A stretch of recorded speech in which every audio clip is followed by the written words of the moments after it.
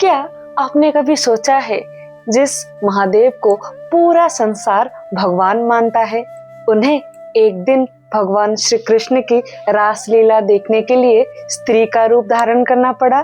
और क्यों आज भी वृंदावन में गोपेश्वर महादेव का एक भव्य मंदिर है? नमस्कार, welcome to my channel unwind with Kalavya. ये बात बस इतना ही नहीं कि महादेव एक गोपी बन गए या फिर उन्हें एक स्त्री का रूप धारण करना पड़ा। बात है प्रेम एवं भक्ति की और अहंकार समाप्त होने की।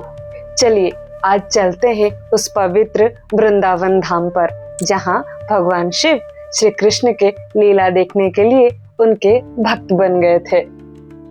वृंदावन, जिसकी कण कण में भगवान श्री कृष्ण की लीलाओं की स्मृति बसी हुई है। कहा जाता है एक रात यमुना के तट पर भगवान श्री कृष्ण ने महारास की दिव्य लीला रची।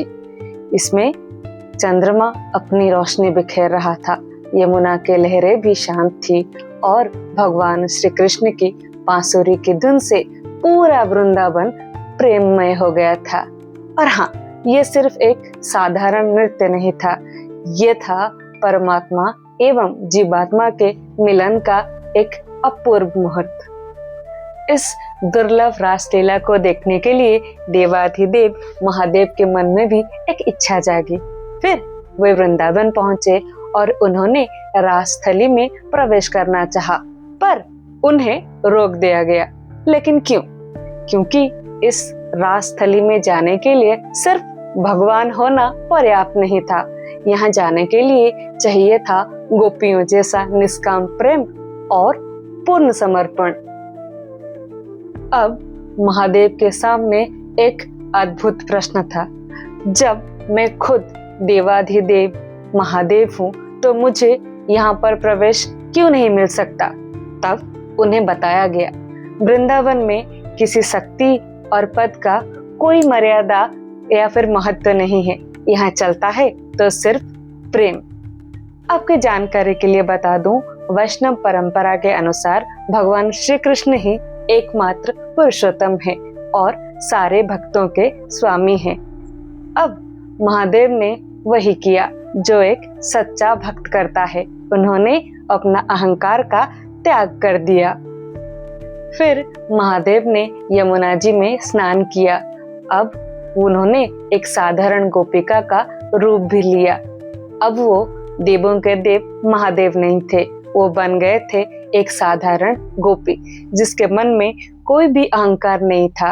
मन में था तो केवल श्री कृष्ण की दर्शन की इच्छा। फिर वो रासस्थली पहुंचे। गोपियों ने उन्हें पहचाना और उन्हें रासस्थली में प्रवेश करने का अनुमति भी मिला। फिर महादेव ने भगवान श्री कृष्ण की उस दिव्य रासलीला के दर्शन भी किए। कहा जाता है महादेव की भक्ति से श्री कृष्ण अत्यंत प्रसन्न हुए और उन्हें वृंदावन में एक स्वतंत्र स्थान दिया। गोपियों के ईश्वर यानी गोपेश्वर महादेव। वृंदावन में स्थित गोपेश्वर महादेव मंदिर आज भी उस कथा की याद दिलाता है। और हाँ, संध्या के समय भगवान शिव का एक विशेष श्रृंगार होता है और उन्हें गोपी भाव से पूजा जाता है। ये दृश्य अपने आप में ही अद्भुत है, क्योंकि भक्त जिस महादेव को पूजता है वो वहाँ खुद श्री कृष्ण के सामने खुद को एक भक्त के रूप में समर्पित करते हैं। इस कथा का सबसे सुंदर संदेश क्या है?